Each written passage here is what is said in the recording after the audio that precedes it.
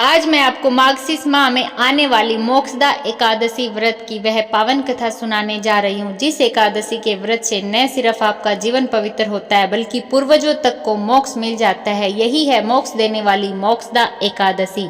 मार्गशीर्ष माह के शुक्ल पक्ष की एकादशी को मोक्षदा एकादशी कहा जाता है। पुराणों में वर्णित है कि इस व्रत के प्रभाव से जन्म जन्मांतर के पाप नष्ट हो जाते हैं और पितृगणों को मोक्ष प्राप्त होता है। कथा है, प्राचीन समय में चंपकवन नामक नगरी में वैद्यरथ नाम के एक पराक्रमी और धर्मनिष्ठ राजा राज करते थे। एक रात राजा ने एक अत्यंत भयावह सपना देखा। उनके सपने में नरक में कष्ट भोग रहे थे उनके पिता।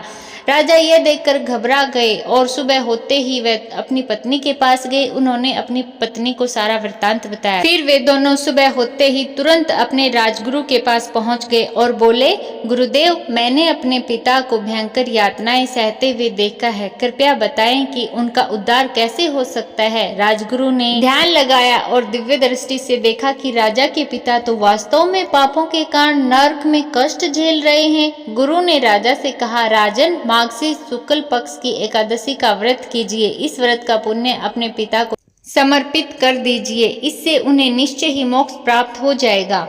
व्रत का पालन राजा ने बहुत विधि विधान से किया, जैसे उनके राजगुरु ने बताया। राजा ने पूरे विधि विधान के साथ निर्जला उपवास और रात्रि जागरण किया। भगवान विष्णु की विशेष पूजा की, दीपदान किए और भजन कीर्तन किया। जब राजा ने व्रत का फल अपने पिता को अर्पित किया, उसी समय दिव्य आकाशवाणी हुई, राजन, तुम्हारे व्रत और भक्ति के प्रभाव से तुम्हारे पिता को नरक से मुक्ति मिल गई है।